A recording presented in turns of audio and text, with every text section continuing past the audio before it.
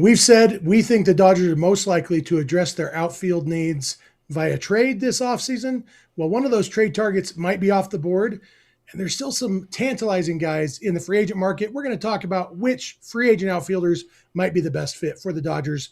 And, will they go outfield? Might they go infield? We'll dig into it all on this episode of All Dodgers.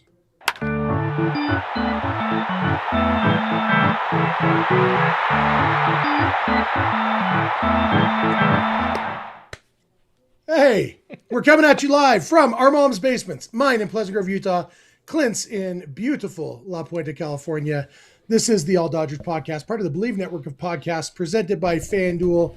It's been a while, Clint, not quite long enough, at least as far as your nap is concerned. But here we are talking Dodgers on a lovely Tuesday evening. No news as far as things actually happening, but, news about things that might happen, that almost happened, a few of those things. Like I said in the cold open, we are going to talk about which free agent outfielders might fit best. And some of that is spurred by the recent news that the Twins have said they're unlikely to trade Byron Buxton, who I think you and I agree on all the outfielder potential trade targets. Buxton is probably our number one choice. We did a show a few weeks ago about how there are a lot of different options in the trade market. And, where we're talking Jarren Duran or Steven Kwan, there's things to like about those guys. So it's not like Buxton was the only guy worth trading for. Yeah. But with the news that Buxton is maybe off the board, we started thinking, okay, well, there's still free agency and there's still all the big names available in free agency. None of the big name outfielders have signed yet. And so, there's a lot to talk about there. But first, Clint, the Dodgers did sign Edwin Diaz to a 3-year deal. Did you see the news today that apparently, reportedly, the Braves had offered Edwin Diaz a 5-year deal? Yeah, I didn't see money attached to that. I don't know if you did. I didn't see dollar figures attached, so probably not as high a AAV as what the Dodgers ended up giving him. But you have to assume the overall contract value was more than the $69 million the Dodgers gave him. Yeah, I mean, from what we've kind of heard about the Diaz sort of free agency, it seems like he was going for the highest dollar, and dollar per year was going to be more important to him than the maximum contract. So I think this kind of makes sense for him to be like, I don't care, I don't need another 5-year deal. He's a reliever, he can get more money after the completion of these 3 years with the Dodgers. So a little shocking-ish to turn down length. I would imagine. I don't know. I would be more shocked if it was like a position player who turned down length over a reliever, because again, if he's healthy, he's going to be able to go get money somewhere. Yeah, that might be true. You and I and Kevin, when we talked about this, the day that we found out the Dodgers were signing Diaz, a couple days before it became official, I think us and everybody else, the big surprise was only 3 years, and because that's why we had kind of not ruled out Edwin Diaz, but the thought was the two things working against a Diaz deal were A, the qualifying offer, and B, he's going to want 5 years. Yeah. And the Dodgers just got burned on a long-term deal for a relief pitcher last year. Hopefully not permanently burned. Hopefully Tanner Scott's going to bounce back. But, we were thinking, well, they're not going to give him 5 years and give up the draft picks that come with the qualifying offer. 3 years, though. Kind of wild, but now it is interesting to find out that it wasn't just that his market was capped at 3 years. It's that he wanted to come to the Dodgers, which, you know what? Makes sense to me. And given going off of that, don't care 187 in the chat pointing out like a player taking less money to sign with the Dodgers and win titles. That's the biggest thing. And we talked about this when the Dodgers signed him, or at least before it was official. But Dodgers are the best team in baseball. The Dodgers are primed to go back to back to back. That means something to players, to some baseball players. It's not always just about the money, the dollars, the years, and all, the role or whatever, even though he's going to be the closer in LA. It's also about winning. It's got to mean something to some of these people, and, organizational success. His brother said, hey, bro, they're cool. Let's go. I think that worked out. And Kiké spoke up for the Dodgers. Yes. Kiké's not currently a Dodger, but he vouched for the Dodgers. And I guess it's worth noting, it's not like Edwin Diaz is going to the poorhouse in this deal. Edwin Diaz getting $23 million a year, which is, I believe, the highest AAV contract for a reliever in baseball history. So, we're talking about okay, which version of the biggest contract in history am I going to take? And he took the slightly smaller version, come to the Dodgers. So it's not like he's playing for free. Deferred some money, not nearly to the Shohei Ohtani level. But yeah, I mean, he did turn down more money, just like Teoscar did last year. People have done. And yeah, winning is appealing for sure. Winning, duh. Yeah, you mentioned Kiké there, and did you see that interview he did with Vese? I saw clips of it. I didn't watch the whole thing. I depending on which clip you saw, I don't know if there has ever been a worse kept secret than the fact that Kiké Hernandez is going to be back with this team. I mean, the way he was talking, there was a few we's in there where in the past Kiké has been very good about kind of that's my old team right now. I'm trying to get a real job at some point, but I think understanding that he has that injury, he has that kind of that time to not need an immediate contract. He's not going to try to go for an opening day role somewhere. I would be at this point, I would be shocked if Kiké Hernandez is not back with the Dodgers, and everything he was saying, it really feels like, hey, this guy's going to give us, Edwin Diaz is give us a good chance to win next year. He's coming back. Yeah, I think you're right. So this isn't a situation like, who was it, Garrett Cole, who at the press conference after winning the World Series, he wore a blank MLB hat, or maybe after losing the World Series, I guess it was loose, yeah. Because he was after 2019, and so when the Astros lost to the Nationals, I think, right, yeah. And he wore an MLB hat in his post game press conference. He said, "Hey, season's over. I'm not an Astro. I'm a free agent." Yeah, Kiké appears to still be a Dodger, whether he is officially or not. The other little news we heard was somebody else who's still a Dodger and is likely to remain still a Dodger is Tyler Glasnow. Tyler Glasnow was talking to, was the Foul Territory guys? He was no, this was MLB Network. Network. I forget who, but it was MLB Network Radio. And he said that he has been told by the Dodgers that he's not going anywhere. And honestly, I said that when we first talked about the Tyler Glasnow trade rumors, I just don't believe them. I just don't believe he's going anywhere. And I know last week when we talked about Skubal, you were kind of, on board, at least on board adjacent with including Glasnow in a Skubal trade. For me, like, trading Glasnow defeats some of the purpose of getting Skubal. Obviously, Skubal is still an upgrade, but the whole point of getting Skubal is, hey, now we have 5 of the best pitchers in baseball to go along with our young studs and whatever. If they do get Skubal, it seems like Glasnow wouldn't be included in that trade, which I'm all in favor of. The Dodgers, a team that prints money, shouldn't be trading a guy just because he makes money, Yeah, I mean, as I've maintained, and I would be at this point also kind of shocked if a Skubal trade happens. Wouldn't be surprised, but I'd be kind of shocked. But at some point, you need to trade. Pingy said it's going to. Call him Pingy. Pingy. This guy's good friends. He's coming over for Christmas. He's fantastic. You got to trade value to get some value back. And the only reason it would be smart for the Tigers to trade Tarik Skubal is if they're going to get a couple of aces, heavy on the air quotes there, back in return, which you could say, having both Glasnow and Sheehan makes you a little bit better than just Tarik Skubal in a series, a 3-game or a 5 or a 7-game series. That said, it probably makes a little less sense for the Dodgers, but I don't know. If I could replace Glasnow with Tarik Skubal, I think that's kind of the thing. People have that mentality. But anyway, to your point, yeah, it doesn't make a whole lot of sense. Yeah, and you know what? Just because Tyler Glasnow has been told he's not being traded doesn't mean he's not being traded. D. Gordon was the Dodgers starting second baseman, and then the next day he was a Marlin. And it's happened to plenty of players. I do think that the Dodgers are being honest with him when they say they have no intention of trading him. But I definitely wouldn't say Glasnow is untouchable, but I do think that it seems like that rumor that came from one guy saying, "Hey, what about this?" Got some legs that it doesn't actually have. Yeah, so people right now really want anything to have some legs so we can talk about them. I don't know. It's Yeah. weird. It's a weird off season. Like there's a lot of things, but just really nothing going on. It's Yeah, which I fun. think this time of the off season, that's kind of normal. I think between Thanksgiving and Christmas, it's often a dead-ish time. Um, Not always. I think Yamamoto broke around this time of year 2 years ago. Yeah.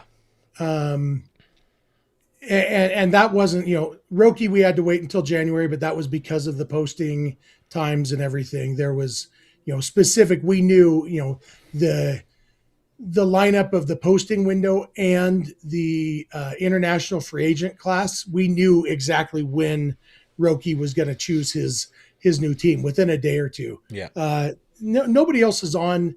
In fact, nobody this year is on that sort of time constraint, but it's also, it's the holiday season. So hoop-de-doo and hickory dock, and nobody wants to talk to their agent, there's time for that. We got a couple super chats I want to get to, but Yes. first, let's talk about the FanDuel odds, because one thing that is happening is that FanDuel still believes the Dodgers are the heavy favorites to win the World Series next year. It's gone up a little bit, up to plus 260. Keeps getting better. Yeah, Dodgers are slightly more favoriter than they were last time we talked at plus 260. The next best odds are the Yankees at plus 750. So that's, the fact that the Yankees are there is a reminder to you that these are odds based on betting behavior, not necessarily on roster composition, because the Yankees, I don't know that they have a roster right now. They haven't made it that far yet. Yeah, but the Braves are at plus 1,500. They are one of the teams listed here, and that's a reflection of the fact that they've actually been doing stuff this offseason. And so, if you want to, you can still get good odds, because plus 260 on the Dodgers. If you're sure they're going to win, put $100, you win $260 on top. You're getting your 100 back. When they do win it next year. That's still, don't wait until they're actual favorites. Right now, they're just more favoriter than everybody else. So, thanks to FanDuel for presenting all Dodgers. And now let's jump into a couple of these super chats. Clint, what do we got? We got a super chat earlier. Dan Weitzman, $9.99 super chat. I'll push the button here. We'll give him the gong. It says, found you guys. Yeah. Appreciate Dan hanging out with us, finding the show, the Enigma. He's pushing forward with what we're talking about next. Defending for $4.99 on the super chat. Important to point that out. Thank you for supporting the show. The Enigma 2004. For everyone saying Kyle Tucker isn't a superstar on this team. He wouldn't have to be, at least in 2026. Wonder if that would be attractive to him as well. And yeah, we've talked a fair amount about Kyle Tucker this offseason. Haven't really taking the full plunge in on, I guess we've talked about which trade outfielders we would prefer, but we haven't really talked too much about trade. But yeah, we've talked about the free agent guys that okay, if they go this route, who do we want? Who makes the most sense?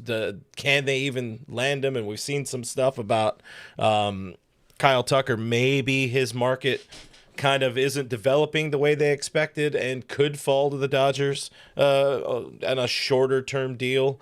I don't know. What is it? Yeah. Tucker versus Bellinger, or the other one, the boring one, Harrison Bader. Yeah.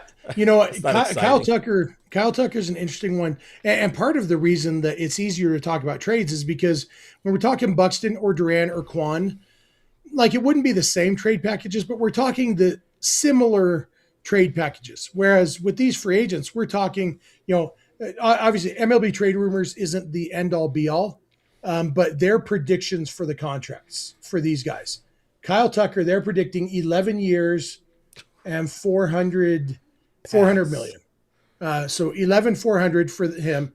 Bellinger, I wish they would put in a list instead of in an article, Bellinger, they're predicting 5 years, 140. Yeah. And apparently Scott Boras is holding out for 7 on Belly, which is not going to happen. It's definitely not going to happen with the Dodgers. And Harrison Bader, they're saying 2 years, 26 million.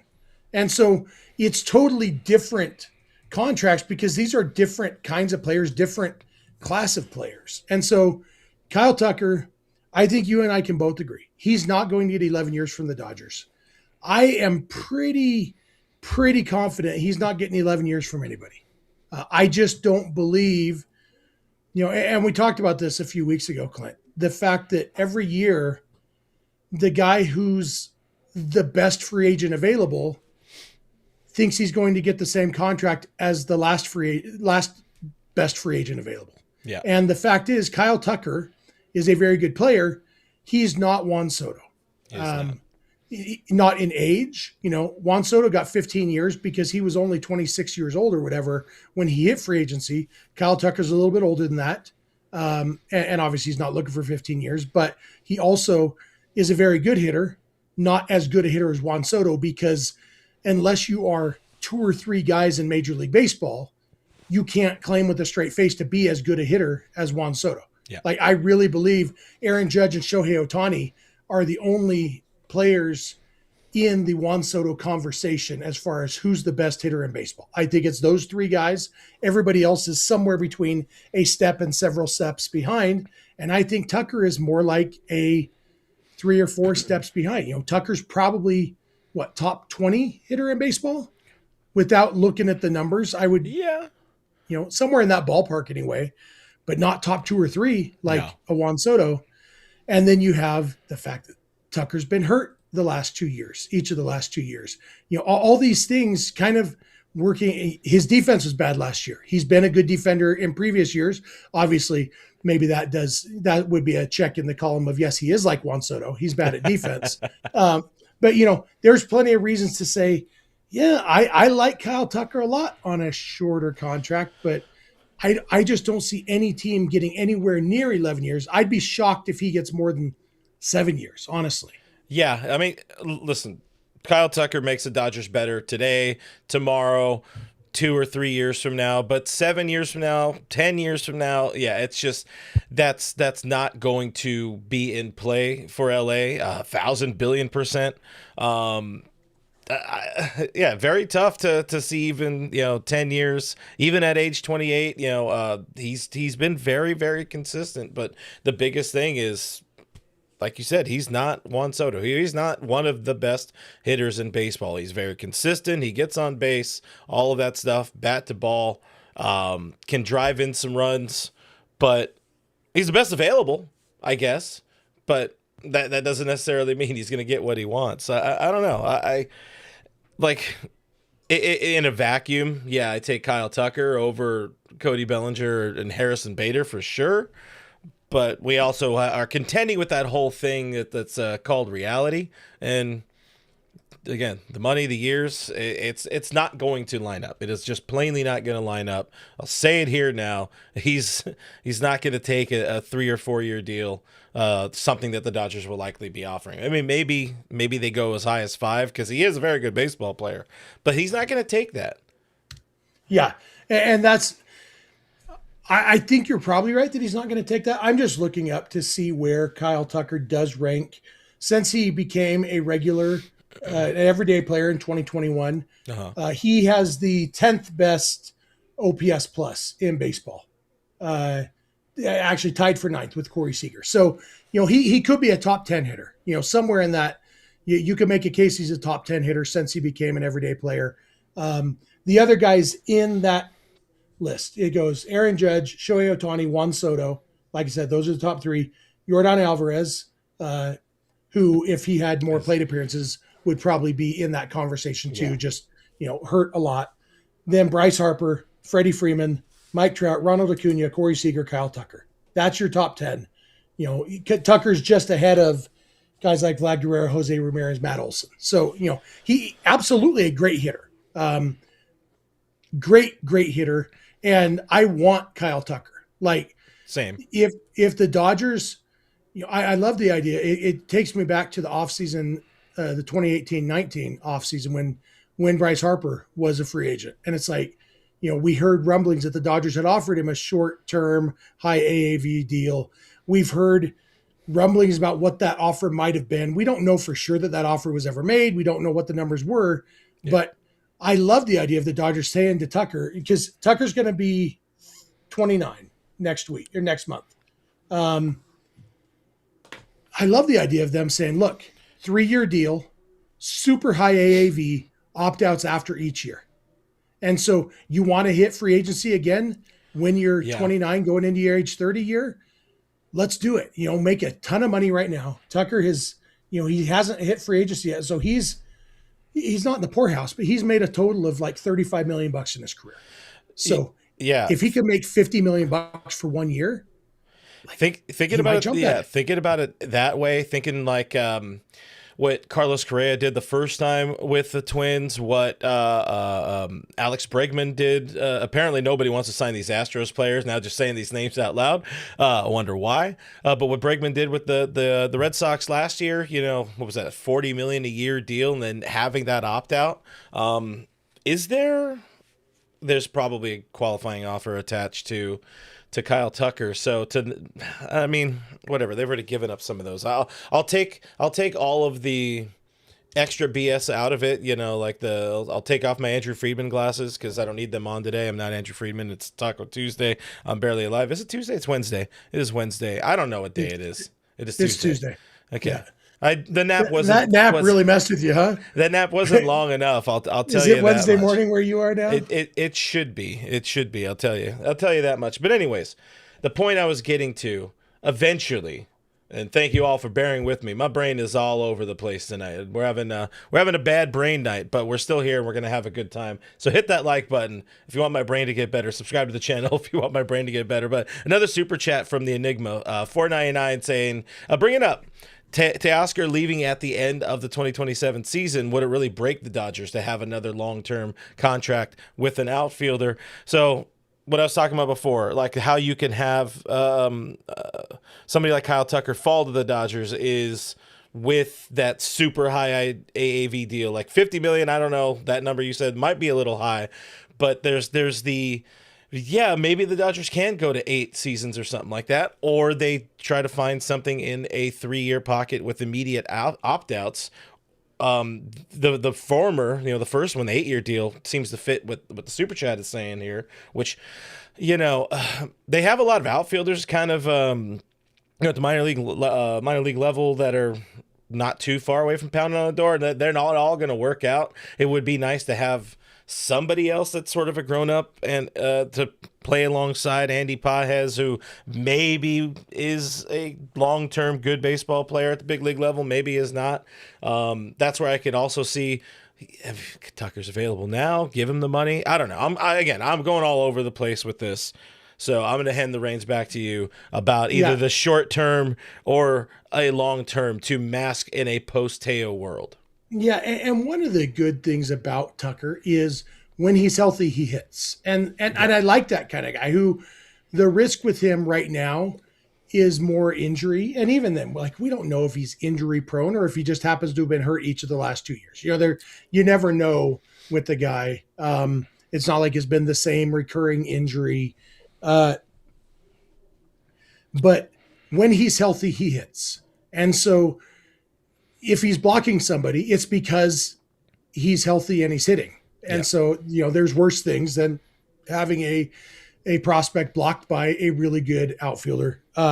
So for the most part, I agree with Enigma that I'm not opposed to I'm opposed to 11 years because my concern on that level is, and I won't belabor it because I've talked about it before, but you don't know the day a player becomes bad. You don't know it yet. And it's not until hindsight. And sometimes with a superstar, it can take a couple years. Like the Angels with the Albert Pujols contract. If they had known and been able to look back, okay, we can see exactly when he stopped being good, they would have cut bait with him a long time sooner than they did, even though they were still paying him. Teams understand sunk cost. The hard part is knowing when a guy is actually washed up. It's easy for fans and for YouTube comments to tell you when a guy is washed up.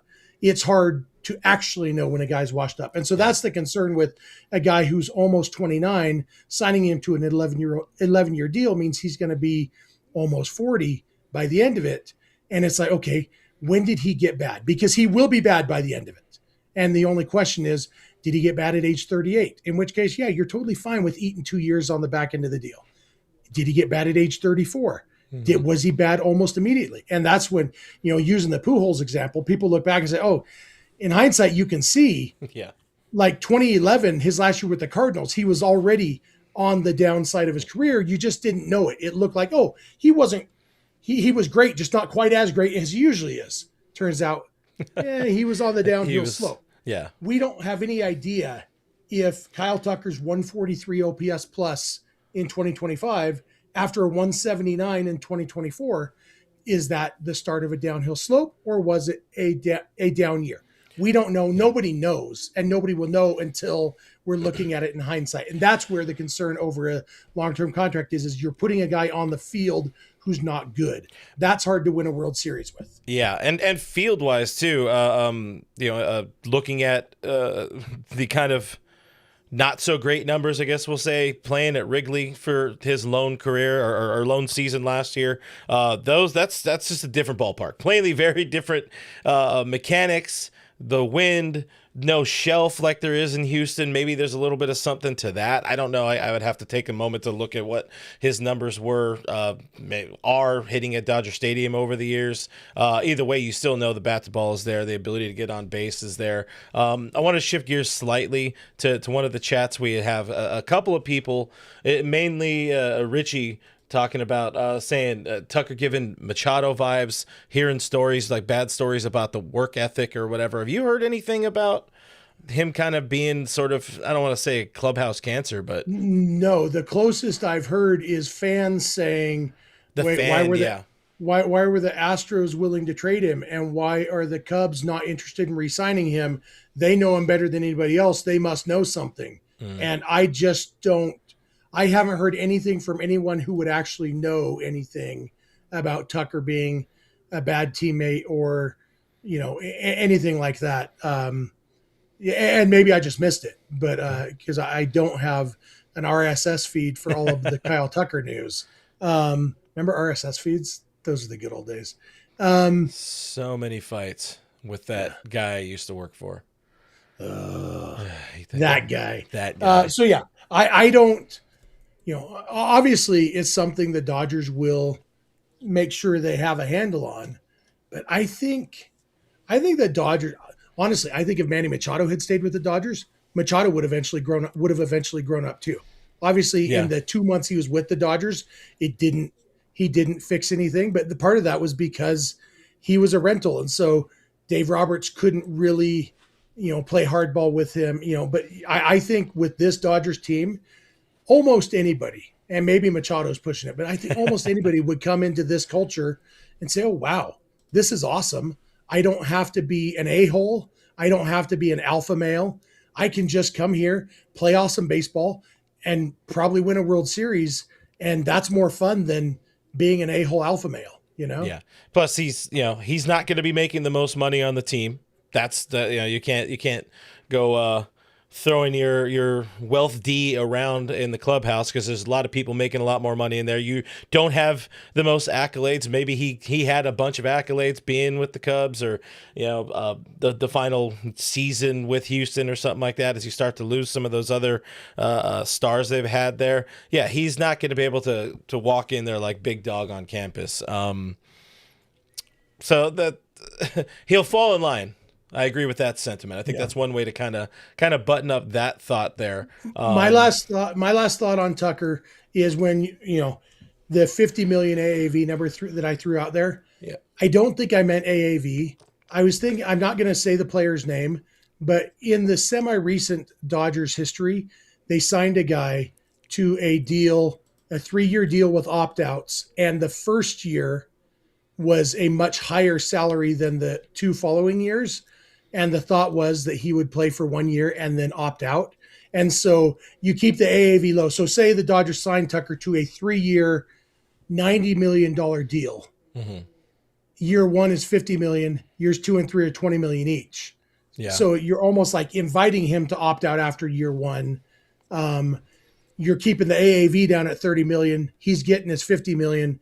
Everybody's happy as long as he doesn't get suspended and end up, or get put on leave and you end up having to pay him the whole amount, even though he can't play for you. Yeah. But I think that was probably a one-time thing.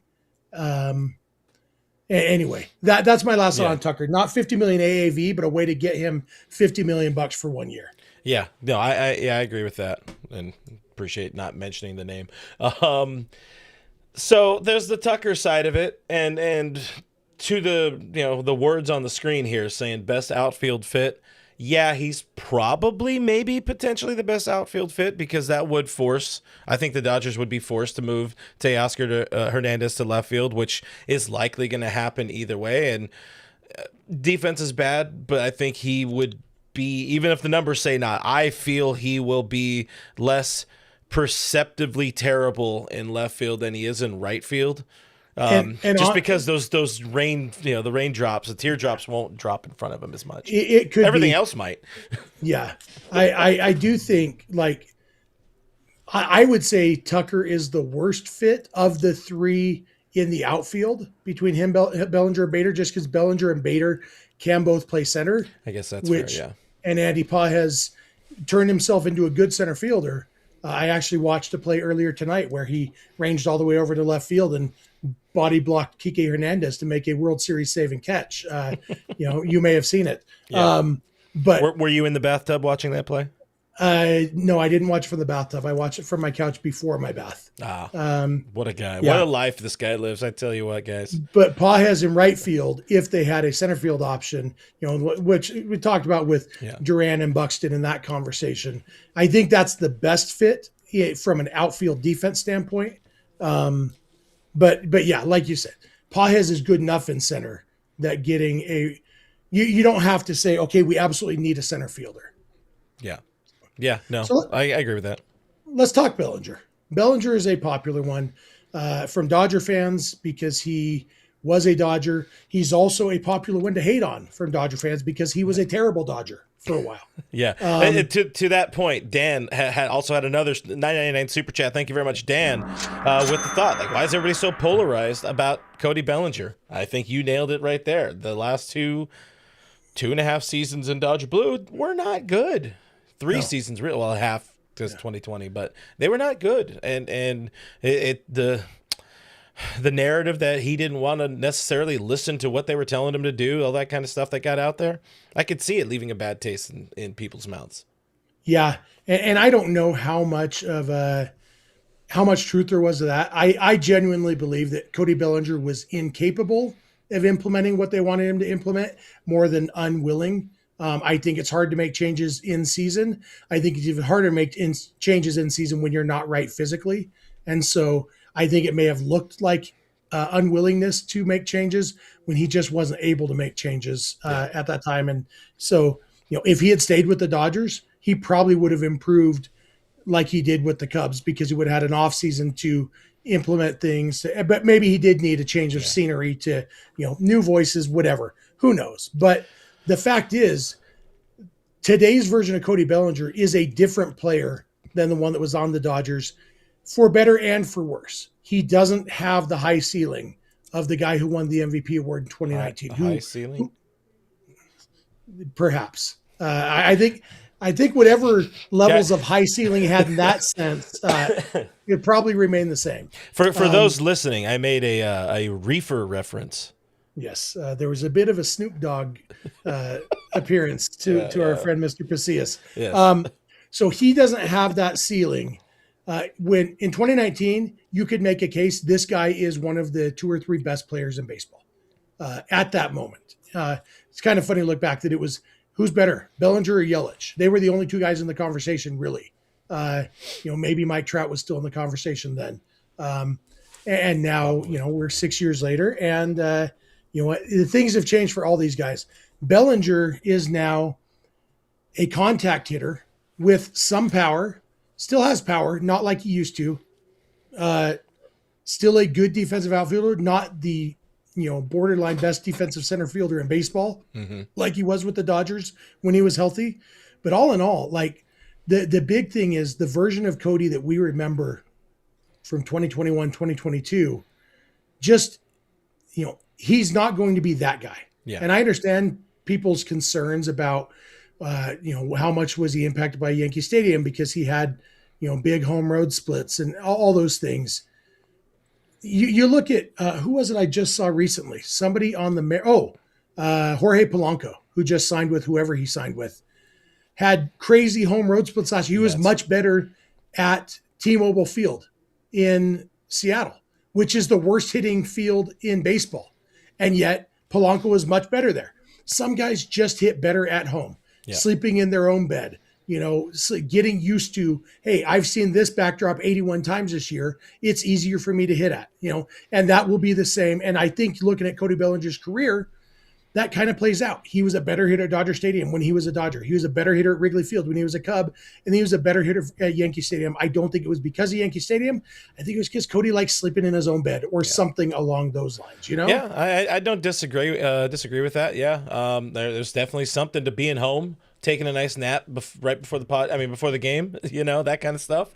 It goes a long way. I'm pretty sure Bellinger might play a little better than I'm playing right now, but. All right, that's enough playing with that thread.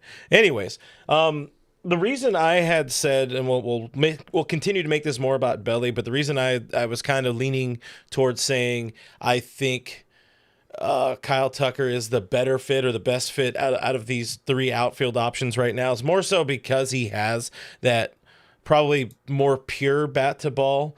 Maybe I still have visions of old Cody in my head where bat to ball wasn't always his strong suit outside of that 2021 postseason where he decided to just literally throw bat on the ball and have it find some grass and whatever. That's the only reason why I think the totality of the player being Cody Bellinger. You mentioned it. I think you hit the nail on the head with the defensive versatility.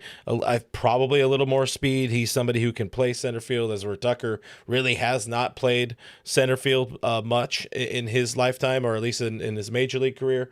And the fact that Cody could probably be got on a more reasonable deal for the Dodgers, even if it is another one of those shorter deals with high money. Not that kind of high money, but high AAV money. Maybe it works out to bring them back together. I don't know. I'm not opposed. I'm not opposed. The last 3 years since Belly became a contact hitter, aka since he left the Dodgers, Belly's strikeout rate is 14.9%. And in those 3 years, Kyle Tucker's is 14.5%. They are very, very similar in the contact department. Difference, Tucker's walk rate 13.9%, Bellinger's walk rate 8%. Along with the strikeouts going way down, Bellinger's walks have gone down, and some of that is because he doesn't have the power. He's not the fear. He doesn't strike fear in pitchers the way he used to. Yeah. They know they can't necessarily strike him out, but he's also not hitting the ball as hard as he used to. 2019, 49% hard hit rate. Last year, 38%. And that was a step up from his other 2 years. So, you could do a lot worse than Cody Bellinger, but for me, unless Belly was like, I want to come back to the Dodgers and I want to do it on a 3-year deal, I don't see Belly. He's a little bit older than Tucker, a year and a half older. I don't think he's going to age that well. His injury past, he's long and lanky like that. We've already seen the defense isn't quite as good as it used to be. I just worry about him not aging well. And the fact that we've already seen it with the Dodgers, I feel like it would be a fool me twice, shame on me kind of thing. Yeah, I can see that. I think there's too much risk in bringing him back and having him have his second career slide and say, oh, wow, so maybe he's just bad for the Dodgers. And I don't think they're going to want to deal with that. I mean, there is that whole, we know he could play first base. He was probably, playing first base at a Gold Glove clip when he made his debut and into that second season before they started moving around to the outfield. Freddie Freeman's not going to be a Dodger for life. That much we know. That much we could assume. If it is a longer, 5-year deal for Bellinger, he could maybe towards the end of it move to first base, but then he would need to kind of crank up the power a little bit. I don't know. I guess the profile still plays because Freddie's not exactly a like mega slugger type of dude. If you're hitting 25 bombs, it probably plays at first base. But again, this is where Hepatitis See You Later in the chat says, I can't understand wanting Bellinger over Tucker. And that's why, like, the total package of a player is Tucker seems to be somewhat limited to probably just the corners. And we're looking at this. Andrew Friedman said to Kirsten Watson last week after they introduced Edwin Diaz, he said they're looking at a position player that can hit and field. And I think that's an important factor, the field part. Belly can still play defense a little bit in center field. Like you said, he's not the guy he was in 2019, but I think that's the big thing that would make some people lean towards Bellinger over Tucker. But Tucker has the consistency and hasn't been a Dodger, so I guess that's an appeal. At first base, you mentioned, Freddie Freeman not being a prototypical slugger. Good point. I'd like to see you later, by the way, to potentially probably having rushing at first base and some rushing capacity. or Smith. One of those guys is going to have to move off catcher probably at some point. Cody Bellinger's OPS plus the last 3 years combined is 125. Freddie Freeman's worst OPS plus in the last 13 years is 132. Freddie Freeman at his worst is still a better hitter than Cody Bellinger. And so that's like, I think Belly would have to step up the offense in order to actually plug in at first base. And I don't think a step up in the offense is likely at this point for Belly. Yeah. I love Cody Bellinger. I was a huge Bellinger fan. I still am. I just don't see it fit. Bellinger coming back to the Dodgers. I think I'm a hard no on Cody Bellinger. I think that's where I'm at. I think I'm a hard no. I didn't know that before we started recording, but apparently you talked yourself out of being Cody being okay-ish. Huh. I think so. Yeah. This is what we learned. Here's what is it again? Tuesday night therapy here on All Dodgers. We're going to figure out that Cody Bellinger is just not right for us.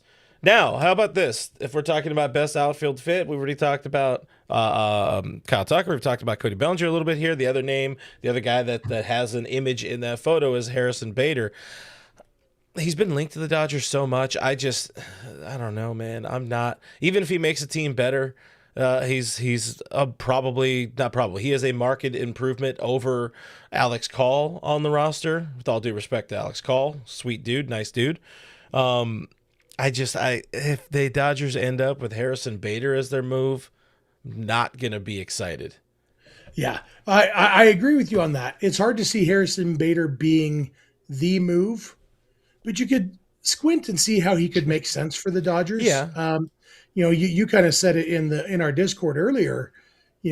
If he was an Alex Call replacement, maybe he's got a little more upside, a little bit better defensively probably than Alex Call. Like the way MLB trade rumors. You've been hanging out with me too much. Yeah. He said Bader is the only true plus defensive center fielder on this year's free agent market. For me, that sentence is the appeal of Harrison Bader. He is the only center fielder available. How come it feels to me like teams don't really play him in center field? That's because he can't hit. I think Bader has played himself into being a utility outfielder because he hasn't hit well. And this last year, when he was on the Twins to start with, and then they traded him to the Phillies, he did play a lot of center field with the Phillies. In fact, he only played center field with the Phillies because they needed him there.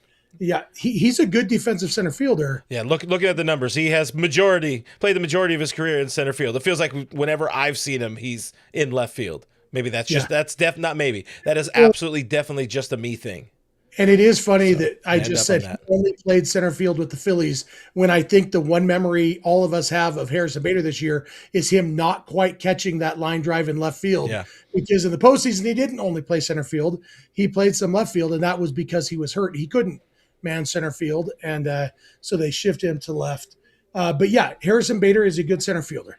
And there's worse that you can do as your fourth outfielder than a guy who can play very good defense at all of the outfield spots. And so for me, that's where the appeal of Harrison Bader comes in, not as the move, but as a move to go along with something else. Because like I said, 2 years, 36 million, or what did I say? 226? 2 years, 26 million is what MLB trade rumors is predicting for him. Now that kind of deal. All right. Now I'm on board. That's basically free in Dodgers terms, not as free as Alex Call, to be fair, but maybe more Yeah. upside than Call. I like Alex Call though. Yeah, Alex Call, he's interesting. Dude gets on base and talking to him, whatever it was last week, 2 weeks ago, he talked about that being a point of pride and getting on base. And some of the stuff he's working on is learning how to kind of finish some at bats in a way, actually attack a baseball, which you would assume might affect some of that on base ability if he doesn't do good at making contact with the baseball, moving it forward. But on paper, it feels like if you're looking at a guy who has, more experience under his belt, has more playoff experience, all that kind of stuff. It just, again, I'll say in a vacuum, if you are replacing Alex Call with Harrison Bader, the Dodgers roster is better. And looking at him as a not quite fourth outfielder, not quite third outfielder, maybe that's how I could talk me into it. But again, I'm going to stand firm on the fact that I'm not excited about a Harrison Bader move. Neither are some of the people in the chat. Our buddy Francisco Diaz says, no, pass, let's not talk about him. Also, earlier in the chat, had a $4.99 super chat. Thank you very much, Francisco, saying, give me Cody or Tucker. I want no business of Master Bader, maybe a little pause in there, wearing Dodger blue. And again, that's not a sexy move, man. Better than, also for some people, probably better than hearing Ryan Ward is your everyday or an option to be an everyday outfielder for the Dodgers heading into camp. No disrespect to Wardo. It's more about the perception of the Dodgers trying to go out there and win 3 in a row, and that's the best that they did. Yeah. I get it. Like, I don't have strong feelings one way or another. I don't totally understand why people hate Harrison Bader. I know some people hate him because he looks like he could be one of the Paul brothers, Logan Paul and Jake Paul. He looks like he could be one of them. That doesn't help. And that's, absolutely understandable why, but I don't believe in disliking somebody just because of the way they look, unless it's like a way they chose to look, How would you feel? Like if Charlie Blackmon, that's a choice, Yeah. Who's Harrison the other Bader, one? he was just born looking like that. Who's the Brandon guy? Marsh? Yeah, Brandon Marsh. Yeah. Down? Like, that's a choice That's you a make. thumb down. Yeah. And so, you can hate on that. But That's definitely a choice, going and wetting his hair between innings every damn don't innings. hate a guy's face. But I get it too. I just think Bader is, like you said, it's not a sexy move. I think Harrison Bader could fit in with this Dodgers offseason if, as one of a few moves on the offensive side of things. But I don't think it's likely. I don't think they're going to sign him to be their starting center fielder because he has a 96 career OPS plus. Yeah. He has been a better than average hitter in exactly 4 of his 9 seasons, and almost exactly average overall in the aggregate for his career. And the Dodgers aren't going to sign an average hitter to be their starting center fielder. If you want that, we've got Tommy Edman at home. Yeah, and that's another factor. So there is a Tommy Edman factor. Should probably mix Bo Bichette into this conversation. I want to take a pause for a second to make sure I get Richie's super chat earlier. Doesn't move the conversation forward here, but it's always one, we're gonna make sure we read the super chats, but 2, talking about the Tarek Skubal stuff from much earlier in the show. It says Jeff will make a DeVore Man Cave appearance before Tarek Skubal will be a Dodger. Don't trade pitching depth for a guy who Boris won't allow an extension for. I kind of agree to a degree with that latter part for sure. But the other thing, except that the agent works for the player. The player doesn't work for the agent. Yeah. Scott Boras doesn't have to allow anything. Scott Boras works for Tarek Skubal. And so if Tarek Skubal wants to sign an extension, he will. It's, like I said last week, it's more about the kind of guys who hire Scott Boras are usually the kind of guys who aren't interested in signing an extension without testing out free agency. But you know what? If he thinks the Dodgers are going to give him the biggest deal anyway, and maybe he goes for it. The other one I had from Richie saying, question. So in his opinion, says Tucker has baggage for, I'm assuming it should say for sure, Jeff doesn't want Cody Bellinger. So is there a blue-collar outfield free agent with mental toughness we can get? Obviously, Richie's big on hashtag mental toughness, and I do like mental toughness. Maybe Harrison Bader is that guy. I'm not excited about a Bader proposition. I like mental toughness too. I just don't think anybody who talks about it is qualified to assess it. Yeah, I don't think you get to the big leagues without having mental toughness for the most part. I don't think they're. I think it's a very small percentage of major league players who aren't as good as they could be because they're not mentally tough enough. There's some, I'm sure. Some guys are so talented that they get to the big leagues and then can't hack it at that point. Most guys, though, you need the talent and you need the hashtag mental toughness to get to the big leagues. You weed those guys out in the minors. And so yeah, I reject almost the entire premise of that comment from Richie. But yeah, give me a guy who hits and who isn't an open a-hole. And for me, that's Kyle Tucker. Yeah, that's fair. Yeah, unless I hear something actually concrete from somebody who actually knows, I'm not just going to assume that he has baggage or lack of hashtag mental toughness just because YouTube comments told me so. By the way, on the topic of open a-hole, Dirty Don, much earlier in the chat, not to say Dirty Don is an open a-hole, but had the $1.99 super chat saying, so does that mean that Jazz Chisholm will be paid like Kyle Tucker? I don't even want to think about Jazz Chisholm if I'm being honest. Is he a free agent or is he still with the Yankees? He's a free agent, no, he's right? still with the Yankees right now. Okay. Yeah, I assume Don's question, like implying that Jazz will be one of the top free agents on the market next year, and so he'll want to get the Kyle Tucker treatment, just like Tucker wants to get the Juan Soto treatment. Oh God, that's gonna be a frustrating free agency, I would imagine. But Tarek Skubal will be the top free agent on the market next year. Former Dodger, Tarek Skubal.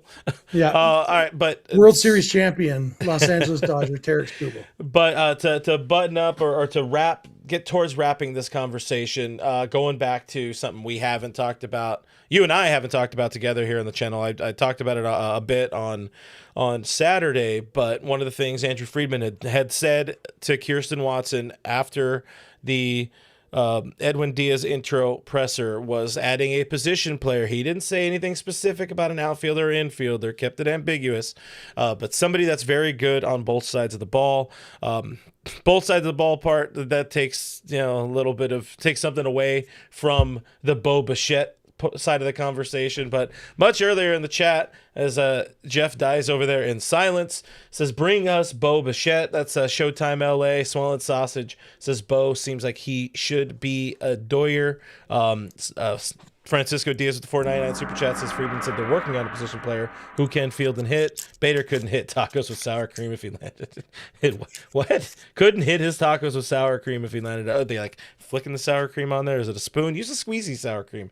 It's easier, boys and girls. But anyway, just a dollop of Daisy, baby. A dollop of Daisy. Whoever invented the squeeze sour cream, like love that person.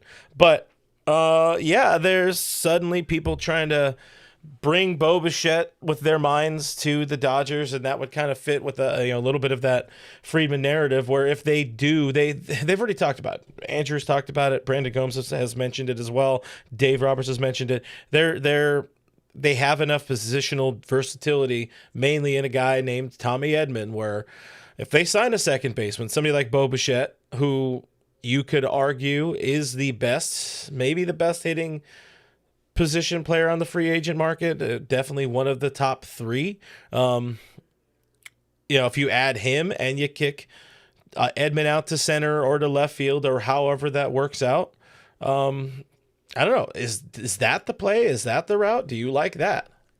I do. Like money and years aside, that's the big question. But I like Bo Bichette a lot. I think Bo Bichette is a very, very good hitter. I think Bo Bichette would be a perfectly fine second baseman to go along with the Dodgers' great defensive shortstop that they already have. I understand you've got Ha-Seong Kim, you got Tommy Edman. I don't think either of those guys are starters to the extent that you don't go get a Bo Bichette if he's available.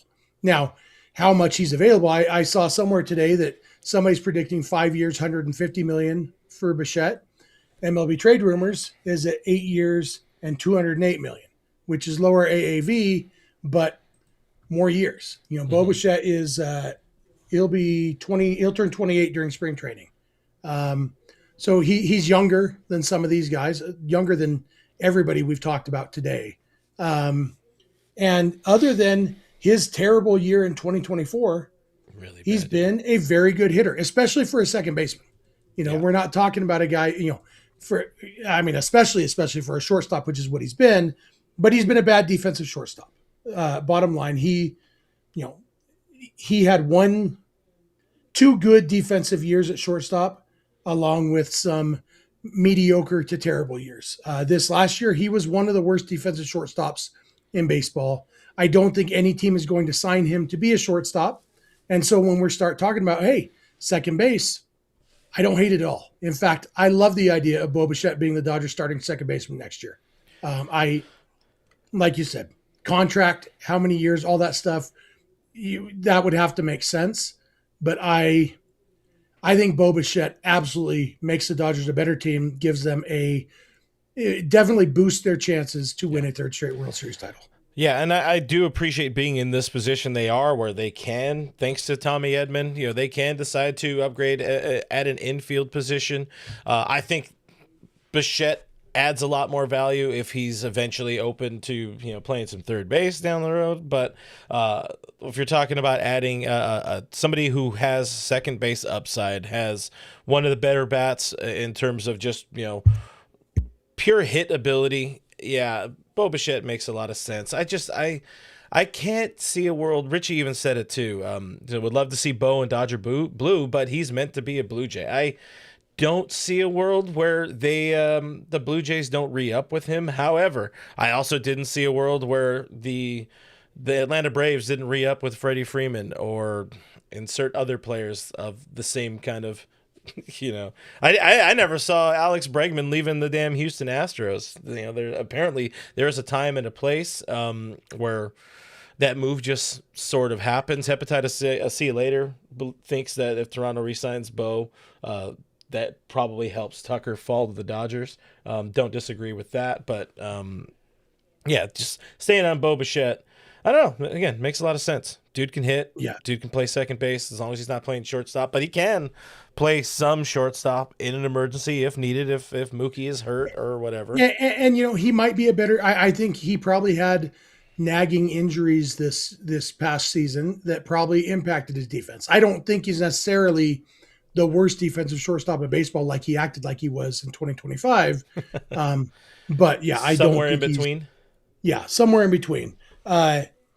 You mentioned the willingness to play third base down the line. For me, the only point in insisting on being a shortstop is to get the contract, because shortstops get paid more money and free agency. Once you've signed the deal, if you got your money, you're going to play wherever you want. It's not like he's going to be playing for his next contract at that point. He's going to be playing to win a World Series title. And I genuinely believe that the vast majority of players will play wherever makes the team best. I think that's true for Teoscar Hernandez. I think some people have the mistaken impression that Teo insists on playing right field. I think he's more comfortable in right field, and he told them that. Mm-hmm. And they thought, well, good, because he was terrible in left field, so let's see if he's better in right field. He wasn't. So I think Teo will play wherever's best for the team. I think Mookie will play wherever's best for the team, and we've seen that happen. I think the same is true for Bo Bichette. Once he realizes that no team wants to give him a lot of money to be a shortstop right now, then the whole world is open up to him. And Dodgers starting second baseman with a thought of maybe going to third base down the line could make a lot of sense for Bosef Robinette Bichette. That's what I'm calling him. Bosef. Bo Joseph. Bo Joseph. Is that his middle name? That is literally his middle name. Is Bo Joseph Bichette. Huh. I like Bosef. I like to think Bo is short for Bosef. I love the way you just kind of stumbled into that one. It works well. So I just gave him Joe Biden's middle name, though. I said Bosef Robinette. I don't know. I would like to start to see some of these rumors, kick up a little bit of steam here as we get towards the end of the calendar year. I'm sure everybody's not always the most excited about these kind of, hey, well, who's the best fit show, especially when we've already, spoken ad nauseum about these things, or at length about these things. But those are our thoughts. Those are our opinions. I think in terms of best fit on the roster lineup and defensive needs, probably it ends up being Bo Bichette of all the names we said, who is not an outfielder. So your best outfield fit is Tommy Edman? I don't see why you don't get Bo Bichette and Kyle Tucker. Like, ruin baseball, baby. God, that is really ruining baseball. I had an opinion on Saturday that upset some, that at some point I would like to try to win some baseball with guys they develop. Maybe that would be fun as well. I mean, either way, it's fun to win baseball. They've done that. Yeah. No, that was the problem. I guess in a way, 20. They didn't develop all of them. No, but who was the MVP? Corey Seager. Who, guys who contributed there. Clayton Kershaw, Walker Buehler, Will Smith, the fact that they had Mookie Betts doesn't change the fact that 2020 was a homegrown World Series title. And also, who cares? Kirk Gibson signed as a free agent. Doesn't mean we hate 1988. It doesn't matter. It doesn't matter how they got the teams. We're rooting for Laundry. If they're wearing the jersey, then I'm rooting for him. I even rooted for Manny Machado when he was a Dodger. Never liked him, but I rooted for him. And you put the jersey on and suddenly I will root for you.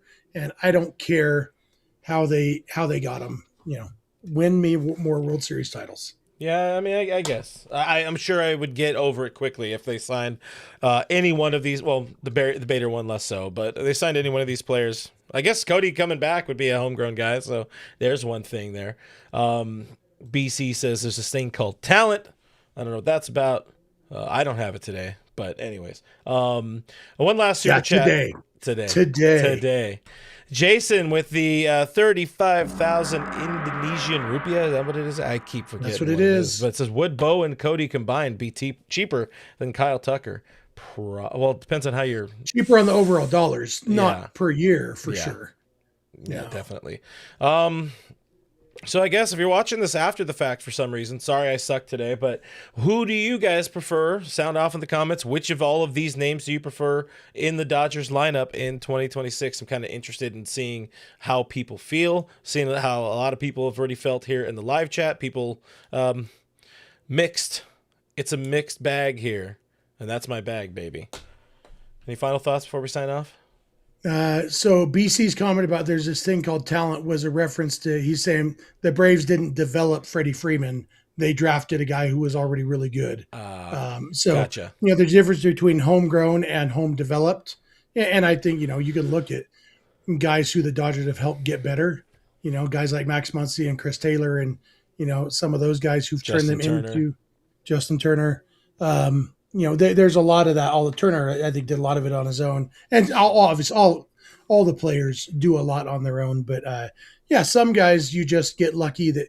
I mean, the Dodgers got lucky that their one really bad year happened to be the year before Clayton Kershaw was available in the draft.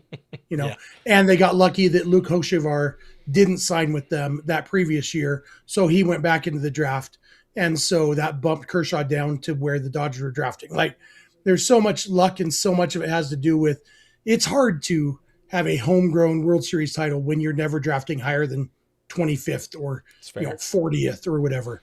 And so, Dodgers have done pretty darn well with what they've been given. I'm back on it. I'm back in it. Win by any means necessary, baby. Win it all. Win it all. Yep. That's what we're doing here. But until the next one of these guys, thank you for watching. Thank you for listening. Thank you for hanging out with us here on this Tuesday night. I was just informed of the fact that it was Tuesday night. If you're looking to continue some sort of conversation about all of this as well, that's off of the YouTube. Check out our Discord, which you can get access to through Patreon or YouTube members. Here is $5 a month to support the show. And with that is that's how you get access to the Discord, where we're having a good time. People are having a good time in the chat. Again, I've been pretty bad about it, but I'll get better. I promise I'll get better. Just overall, I'm going to the lab right after. I just want to know how you get it to show you Richie's comments there in the chat. I never see them. I see what you did there. See what he did there. You really got to watch the whole show. What else are we supposed to say? Thank you to FanDuel for presenting the show. Thank you to Bleav for allowing us to be on the network, presenting the show, all that kind of stuff. That guy over that way, I pointed the right way, is Jeff Snider. Give him a follow at Snydog on the social media. That guy where he is pointing is Clint Pasillas. Give me a follow at RealFRG. We'll be back at some point this week. You'll probably see a Kevin as well on the show. But until then, all we can say is bye. Bye.